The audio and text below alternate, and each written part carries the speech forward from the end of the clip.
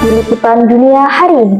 Pemirsa setia, hari ini kita membahas perkembangan terbaru konflik Rusia dan Ukraina yang memasuki tahun ketiga. Munitions, missiles and artillery armament depots near Volchayarovka, Lugansk People's Republic, as well as artillery and motor units in 43 areas.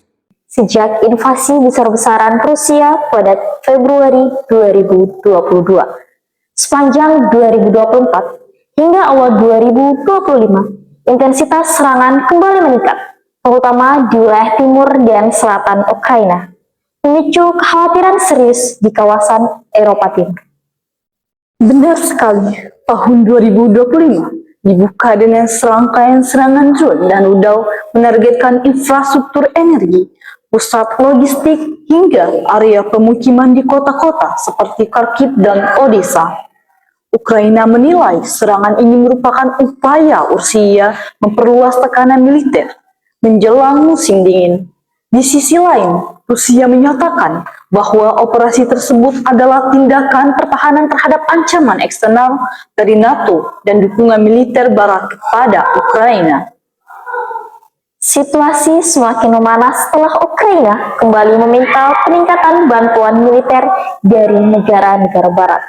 Amerika Serikat, Inggris, dan Jerman memperpanjang paket bantuan berupa sistem pertahanan udara, drone, serta amunisi artileri. Namun, beberapa negara Eropa mulai menunjukkan tanda kehati-hatian karena tekanan ekonomi domestik. Ketegangan juga meningkat di Laut Hitam setelah laporan bahwa Rusia memperkuat keberadaan kapal perangnya.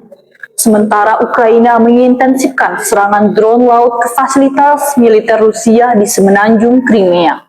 Para analisis memperingatkan bahwa eskalasi di wilayah ini berpotensi memperluas menjadi konflik maritim yang lebih besar jika tidak dikelola dengan hati-hati. Dampaknya langsung terasa bagi warga sipil. PBB melaporkan peningkatan jumlah pengungsi internal di Ukraina selama kuartal pertama 2025, infrastruktur vital seperti listrik dan air bersih kembali terganggu akibat serangan udara yang berulang, terutama saat suhu musim dingin yang ekstrim.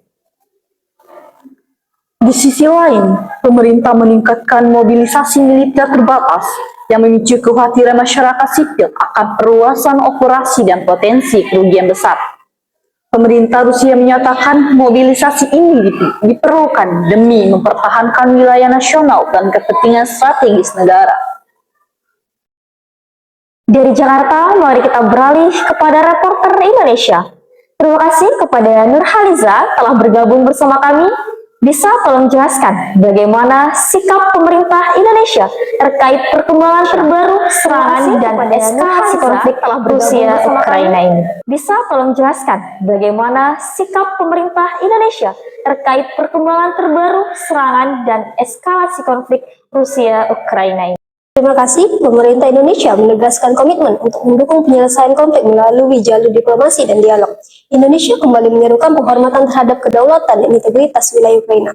Pada saat yang sama, Indonesia menekankan pentingnya penahanan diri dan menghindari tindakan eskalatif yang dapat memperburuk suasana. Indonesia juga menyoroti dampak perang terhadap keamanan pangan global, mengingat Ukraina merupakan salah satu produsen gandum terbesar dunia. Pemerintah menilai stabilitas pasokan pangan adalah kepentingan bersama masyarakat internasional.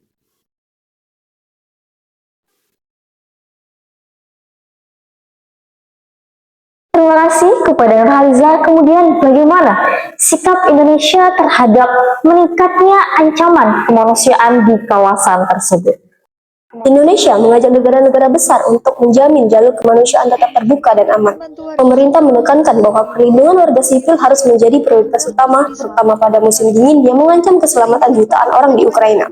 Selain itu, Indonesia mendorong koordinasi internasional untuk memastikan bantuan pangan, medis, dan energi dapat tersalurkan tanpa hambatan. Terima kasih, saya kembalikan ke studio. Terima kasih dari Jakarta, kini kita menuju ke London. Reporter internasional Saudari Boni, bagaimana pandangan komunitas dunia menyikapi eskalasi terbaru antara Rusia dan Ukraina? Okay, I'm Bonnie, reporting from London. The international community remains deeply alert as tension rise once again. Many European leaders stress that prolonged conflict teeters not only regional stability, but global energy security, especially with gas price reduce and trade routes disrupt. Apakah peluang diplomasi masih terbuka di tengah meningkatnya retorika politik dari kedua belah pihak, Saudari Bonnie? Indeed, diplomacy remains technically possible, but Ukraine insists that any negotiation must include the withdrawal of Russian forces from all occupied territories. Meanwhile, Russian demands security guarantees and halt to Western military support as precondition for talks. Technically possible, Ukraine insists